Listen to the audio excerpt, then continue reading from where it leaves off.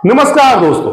जिसका नीतीश कुमार को इंतजार था वो घड़ी आई भी और आकर चली भी गई, लेकिन वो ऐलान नहीं हुआ जिसे सुनने को उनके कान तरस रहे थे। पूरी जेडीयू की बात तो हम नहीं कर सकते क्योंकि संजय झा ऐसे पार्टी के कार्यकारी अध्यक्ष भी मंच पर मौजूद थे जिनके बारे में खुद नीतीश कुमार भी कॉन्फिडेंट नहीं है कि संजय झा उनके और अपनी पार्टी के प्रति कितने कमिटेड है।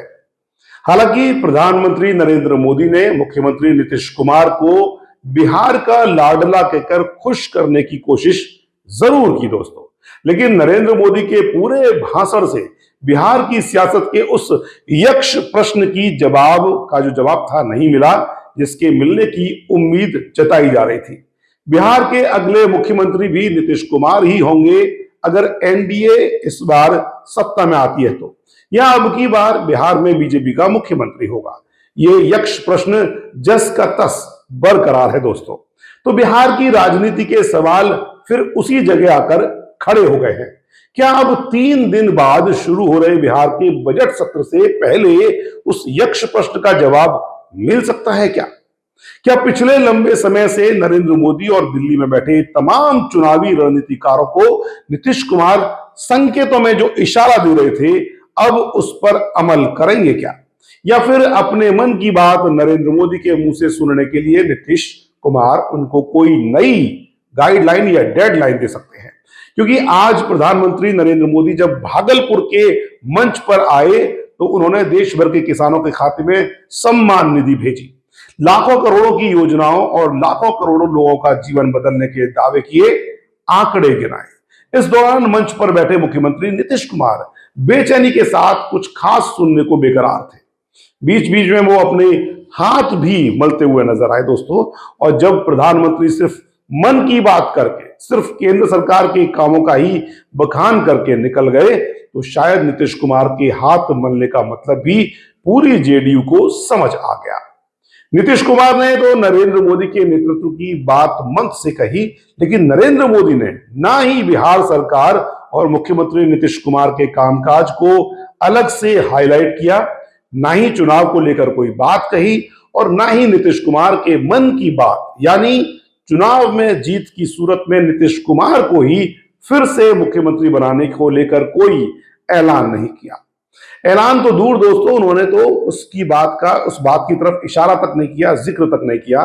भाषण तो उनका चुनावी ही लगा, लेकिन सीधे सीधे चुनाव का संदर्भ मोदी जी बाईपास करके निकल गए। यानी कठिन प्रश्न से तो कन्नी काटी ही उस कठिन संदर्भ को ही गायब कर दिया दोस्तों, क्योंकि उनका जिक्र आते ही नीतीश कुमार का जिक्र भी करना पड़ेगा, जबकि नीतीश कुमार का जिक्र किए बगैर उन्होंने अपने अंदाज में अपना काम यानी बीजेपी का काम जरूर कर दिया। नरेंद्र मोदी ने आरजेडी को चारा खाने वाले और जंगल राज वाली पार्टी कहकर कटघरे में खड़ा किया तो कांग्रेस पर भी निशाना साधा, लेकिन बिहार सरकार के नहीं केंद्र सरकार की योजनाओं के बहाने किया। अपनी राजनीतिक लकीर पर चलते हुए नरेंद्र मोदी ने महाकुंभ का जिक्र भी किया और लालू यादव के बयान पर पलटवार भी किया, लेकिन बिहार के जातीय समीकरण और नीतीश कुमार की राजनीतिक लकीर को यह कहते हुए खारिज करने की कोशिश की कि देश के 4 ही आधार स्तंभ हैं: गरीब, किसान, युवा और महिला। लोकसभा में चुनाव में नरेंद्र मोदी इन्हें जाति कहकर बुलाते थे, लेकिन बिहार की धरती पर नरेंद्र मोदी ने जाति शब्द से परहेज किया। मतलब यह कि प्रधानमंत्री ने जीप में खड़े होकर रोड शो टाइप का कार्यक्रम भी कर दिया, अपनी सरकार की गौरवगाथा सुनाई, अपने कामों की तुलना करते हुए कांग्रेस और आरजेडी पर निशाना साधकर चुनावी लड़ाई का पक्ष और विपक्ष भी तय करने की कोशिश की। महाकुंभ का जिक्र और आरजेडी को हिंदू आस्था से नफरत करने वाले, राम मंदिर से चिढ़ने वाले कहकर कमंडल की राजनीति की बुनियाद भी रखी, लेकिन नीतीश कुमार का सारा हिस्सा गोल मोल कर गए दोस्तों। और नीतीश कुमार मंच पर बैठे बैठे ये सब होता देखते रह गए। क्या इतने बेबस हो चुके हैं नीतीश कुमार? क्या 20 साल से हर परिस्थिति में मुख्यमंत्री बने रहने का हुनर रखने वाले नीतीश कुमार का राजनीतिक कौशल अब कमजोर पड़ने लगा है? प्रधानमंत्री के तेवर से बिहार में बॉल एक बार फिर नीतीश कुमार के पाले में आ गई है दोस्तों। जिसे नीतीश कुमार ने भागलपुर की इस रैली तक नरेंद्र मोदी के पाले में डाल रखा था। पटना की राजनीति से जुड़े राजनीतिक एक्सपर्ट्स का मानना है दोस्तों कि नीतीश कुमार अब संकेत और इशारे की राजनीति छोड़कर जल्द ही नरेंद्र मोदी और अमित शाह से दो टूक बात कर सकते हैं। नीतीश कुमार को न सिर्फ मुख्यमंत्री पद पर सॉलिड गारंटी चाहिए, बल्कि सीट बंटवारे में भी अकेले जेडीयू को अपर हैंड चाहिए दोस्तों। नीतीश जेडीयू को 120 सीट से कम पर नहीं लड़ाना चाहते।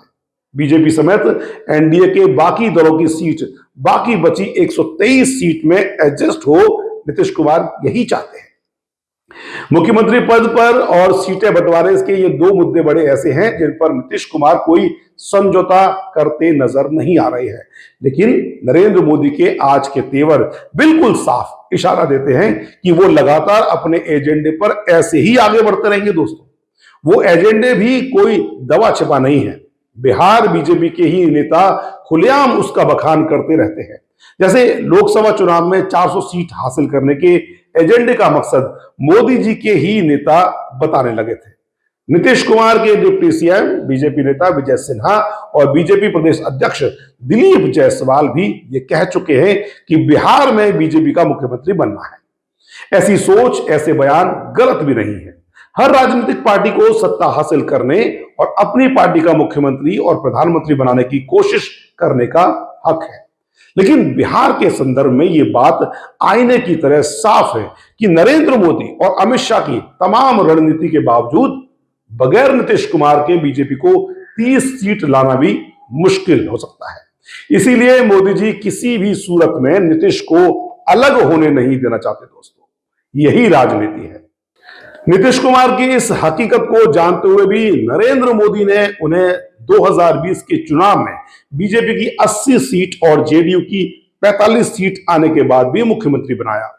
हालांकि चिराग पासवान के जरिए, जो खुद को नरेंद्र मोदी का हनुमान बताते हैं, जिस चिराग के जरिए नरेंद्र मोदी और अमित शाह ने नीतीश कुमार को 2020 के चुनाव में जितना कमजोर किया, उसका फायदा बीजेपी अब इस चुनाव में लेना चाहती है दोस्तों। इसीलिए बीजेपी नेता खुलकर अपने मुख्यमंत्री का राग अलापते रहते हैं। इस बात को नीतीश पूरी गहराई से समझ भी रहे हैं, लेकिन नरेंद्र मोदी की मुश्किल यह है कि बीजेपी अपने दम पर बिहार में आज भी कोई बड़ा वजूद नहीं रखती है। इस बार चुनाव में भी समीकरण वही है। इसीलिए लोकसभा चुनाव से पहले ही नीतीश कुमार को जैसे तैसे एनडीए में लाया गया था। नीतीश सब कुछ समझकर भी अब तक कोई बड़ा कदम नहीं उठा रहे हैं, तो इसकी वजह सिर्फ एक है। नीतीश जानते हैं कि तेजस्वी के हाथ मिलाने पर भी उन्हें गठबंधन में ही रहना है और उनकी सीटें ज्यादा बढ़ने की उम्मीद आरजेडी में ज्यादा नहीं है, क्योंकि विधानसभा में आरजेडी की मौजूदा ताकत ही नीतीश की ताकत के करीब दोगुना के पास है। दोगुने से थोड़ा ही कम है। आरजेडी के 75 विधायक हैं। इसके साथ ही राहुल गांधी जिस राजनीतिक लकीर पर चल रहे हैं, इस बार कांग्रेस भी बेहतर रिजल्ट दे सकती है। यानी नीतीश को फिलहाल महागठबंधन में अपनी पार्टी के लिए बड़ा स्कोप नहीं दिख रहा है। मुख्यमंत्री की कुर्सी पर उन्हें गारंटी मिल सकती है, क्योंकि लालू यादव उनके मित्र हैं और तेजस्वी उन्हें अपना चाचा भी कहते हैं और मानते भी हैं। लेकिन नीतीश को मुख्यमंत्री पद की गारंटी के साथ ही पार्टी का विस्तार और मजबूती भी चाहिए, क्योंकि अब नीतीश कुमार अपने बेटे निशांत को भी राजनीति में लाने की तैयारी कर चुके हैं। नीतीश अपने बेटे को एक दमदार विरासत सौंपना चाहते हैं दोस्तों। सभी लोग जानते हैं, सबको ये अनुमान भी है। शायद यही वो पेच है जो नीतीश कुमार के पांव आरजेडी की ओर बढ़ने से रोक रहे हैं, वरना बीजेपी से वो दिल ही दिल में काफी दूर हो चुके हैं। इसके तमाम संकेत नीतीश ने किस किस तरह दिए हैं और उन्हें देखते हुए बीजेपी नेता किस तरह नीतीश को भरमाने में लगे हैं, इन सब पर हमने कल के अपने वीडियो में विस्तार से बात की थी। नीतीश जानते हैं कि एनडीए में ही रहकर वो अपनी पार्टी और अपने कद को लंबे समय तक बनाए रख सकते हैं। एनडीए में राज्य स्तर में कोई ऐसा कद्दावर नेता नहीं है जो नीतीश को दूर दूर तक टक्कर दे सके। बीजेपी का कोई डिप्टी सीएम भी नहीं है। यह बात बीजेपी जानती है। लंबे समय पर बिहार में बीजेपी का चेहरा रहे और डिप्टी सीएम रहे दिवंगत सुशील मोदी भी अपनी या बीजेपी की जमीन मजबूत नहीं कर सके। नरेंद्र मोदी और अमित शाह जब हर जतन करने के बाद भी अपनी लकीर बड़ी नहीं कर सके तो उन्होंने नीतीश कुमार के कंधे पर ही बैठकर चिराग पासवान के जरिए नीतीश की जमीन को काटना शुरू कर दिया। इस बार प्रशांत किशोर उस भूमिका में लाए जा सकते हैं। नरेंद्र मोदी और अमित शाह से नीतीश कुमार को सिर्फ यही खतरा है जिसे वो नरेंद्र मोदी से गारंटी के रूप में खत्म कराना चाहते हैं। लेकिन ये आज की सियासत है जिसके केंद्र में नरेंद्र मोदी हैं। नरेंद्र मोदी का सत्ता का अपना मॉडल है और सहयोगी दलों को ठिकाने लगाने का उनका अपना एक अलग इतिहास रहा है।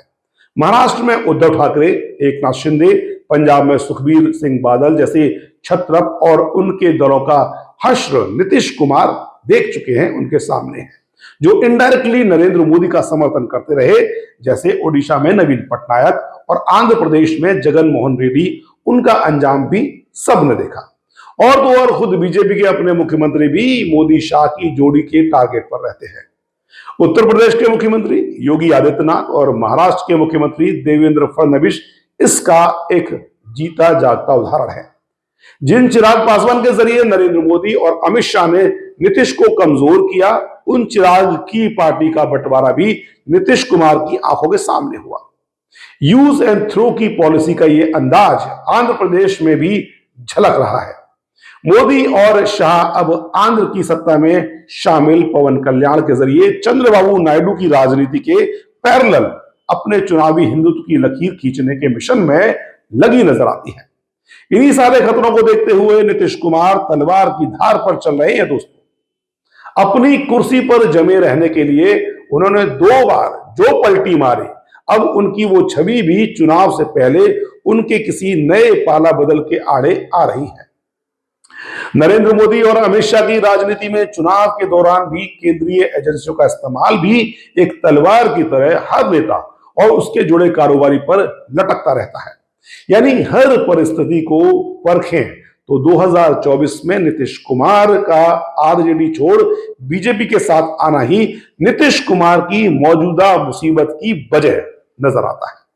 अगर उस वक्त खुद को शुरू किए गए इंडिया गठबंधन में नीतीश किसी तरह खुद को एडजस्ट रखते तो शायद लोकसभा चुनाव के नतीजे कुछ और ही होते और नीतीश देश की उस राजनीति को बदलने का क्रेडिट भी पा लेते, जो निश्चित तौर पर अकेले बिहार ही नहीं पूरे देश में उन्हें और उनकी पार्टी को मजबूत करता दोस्तों। लेकिन वो वक्त अब निकल चुका है और आज भागलपुर में प्रधानमंत्री के दौरे से जो आस थी वो वक्त भी अब खाली हाथ निकल गया। अब बारी नीतीश कुमार की है दोस्तों, क्योंकि बॉल फिर से उनके पाले में पहुंच चुकी है। लालू यादव का ऑफर उनके पास है। बजट सत्र में अभी पूरे 72 घंटे हैं, यानी खेला अभी बाकी है दोस्तों।